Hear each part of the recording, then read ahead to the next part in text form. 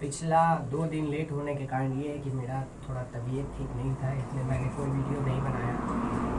आज मैं इस चौथा वीडियो बना रहा हूँ संविधान सभा के निर्माण के बारे में, भारतीय संविधान के बारे में चौथा वीडियो, जिसमें कि मैं ये संविधान का इतिहास, भारतीय संविधान के इतिहास के बारे में बता रहा था, जिसमें कि अंतरिम सरकार के गठन तक मैंने बता चुका था, लेकिन ये नहीं बताया था कि अंतरिम सरकार का गठन कैसे हुआ। तो अंतरिम सरकार के गठन के बारे में बात ये हुई है कि अंतरिम सरकार का गठन जो किया गया वो उसके लिए पहले संविधान सभा का गठन किया गया था। कब? तो जुलाई 1946 में संविधान सभा का गठन किया गया था।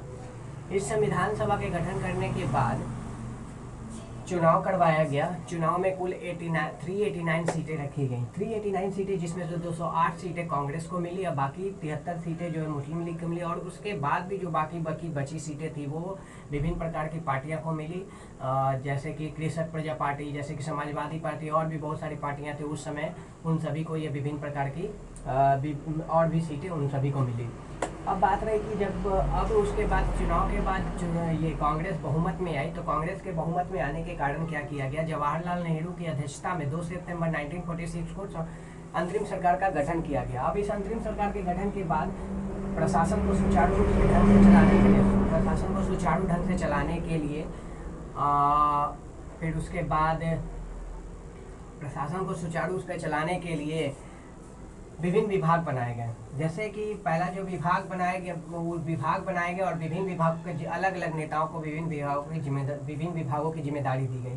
जैसे पंडित जवाहरलाल नेहरू को राष्ट्रमंडल के मामले, जैसे विदेश के मामले और उसका कार्यकारी समिति के अध्यक्ष के तौर पे इनको दिया गया। सरदार वल्लभ भाई पटेल को गृह मंत्रालय, सूचना एवं प्रसारण मंत्रालय, श्री राजगोपालाचारी को शिक्षा, बलदेव सिंह को रक्षा मंत्रालय, CH भाभा को कार्य एवं खनन और शक्ति मंत्रालय दिया गया। राजेंद्र प्रसाद को खाद्य एवं कृषि मंत्रालय दिया गया।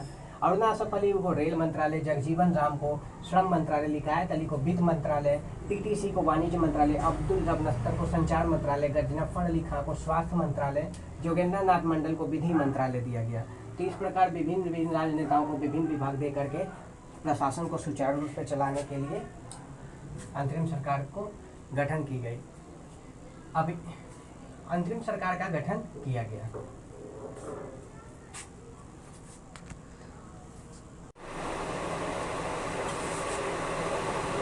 अब अंतरिम सरकार के सदस्य के बारे में बात करते हैं।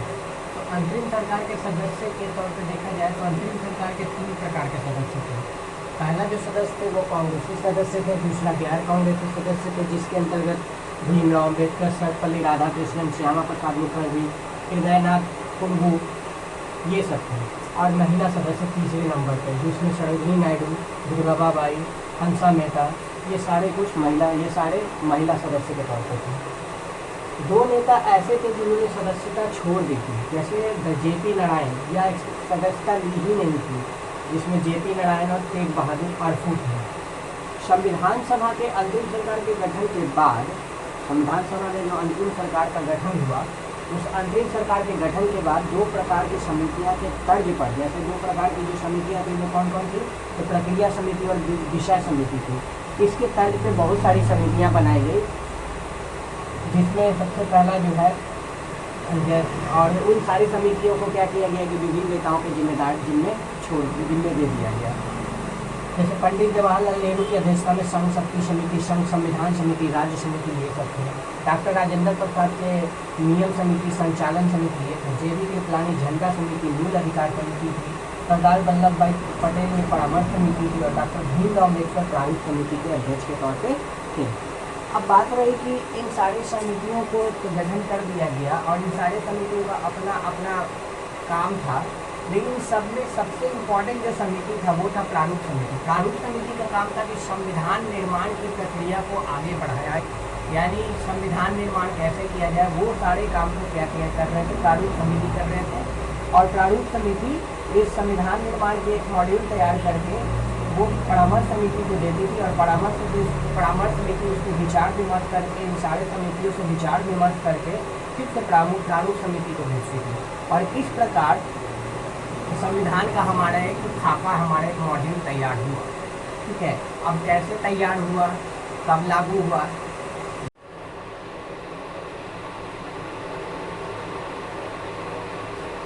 परामर्श समिति के द्वारा एक प्रश्नावली का खाका तैयार किया गया और परामर्श समिति के अध्यक्ष के द्वारा खाका प्रांतीय विधानमंडल तथा केंद्रीय विधानमंडल को भेजा गया।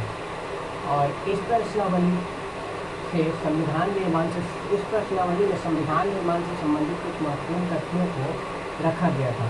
दोनों मंडलों के द्वारा भेजे गए उत्तर का एक रिपोर्ट बनाकर संविधान सभा के संवैधानिक सलाहकार DN राव को यह रिपोर्ट भेजा गया तथा इस रिपोर्ट के आधार पर DN राव ने एक प्रारूप तैयार किया तथा इस प्रारूप को 7 सदस्य वाली प्रारूप समिति को भेजा गया और इस प्रारूप समिति के 2 पुराने सदस्य के तौर पर 2 नए सदस्य को शामिल किया जिसमें N माधव राव DL मित्र के स्थान पर तथा TT कृष्णाचार्य DP खेतान की मृत्यु के बाद शामिल हुए। 29 अगस्त 1947 को एक संकल्प विचार विमर्श के लिए पारित किया गया और इस प्रकार प्रारूप समिति के द्वारा 1935 के भारत सरकार अधिनियम तथा विदेश के संविधान से तथ्यों को लेकर DN राव के प्रारूप के आधार पर संविधान का निर्माण किया गया। 26 नवंबर 1949 को संविधान को अंगीकृत किया गया तथा 26 जनवरी 1950 को इसे लागू कर दिया गया। इस प्रकार हमारे संविधान बनाने की पूरी प्रक्रिया समाप्त होती है और संविधान का इतिहास भी समाप्त होता है। और इस प्रकार हमारा भारतीय संविधान के इतिहास भी समाप्त होता है और भारतीय संविधान का पहला चरण भी समाप्त होता है। इस भारतीय संविधान के जो पहला चरण, इसके कुछ प्रमुख तथ्य हैं, कुछ प्रमुख बातें हैं जो कि पिछले वीडियो में छूट गई थी या पिछले डिस्कशन में छूट गई। वो ये है कि संविधान सभा की पहली बैठक 9 दिसंबर 1946 को हुई थी और इसके अस्थायी अध्यक्ष सच्चिदानंद सिन्हा थे। संविधान सभा की दूसरी बैठक 11 दिसंबर 1946 को हुई थी। इसके अस्थायी अध्यक्ष राजेंद्र प्रसाद थे। 13 दिसंबर 1946 को संविधान सभा के उद्देश्य प्रस्ताव पारित हुआ जिसे जवाहरलाल नेहरू ने पेश किया। इस प्रकार हम लोग देखते हैं कि भारतीय संविधान का पहला चरण खत्म होता है। तो ये हमारे भारतीय संविधान का इतिहास था।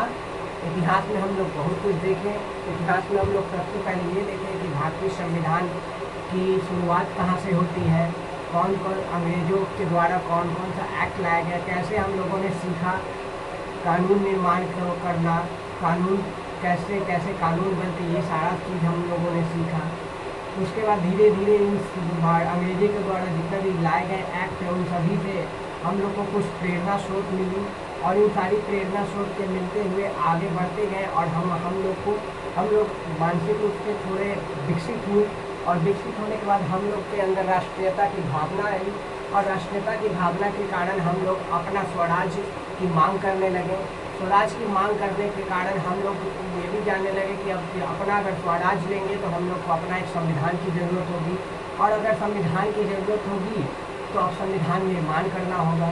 तो इस प्रकार हम लोग देखें कि कैसे कैसे संविधान की शुरुआत हुई, कैसे संविधान का निर्माण हुआ, संविधान निर्माण में कौन कौन से प्रमुख घटना घटित हुए, कौन कौन से नेताओं ने इसमें योगदान दिया। ये सारा हमारे भारतीय संविधान का इतिहास का पहला चरण समाप्त होता है।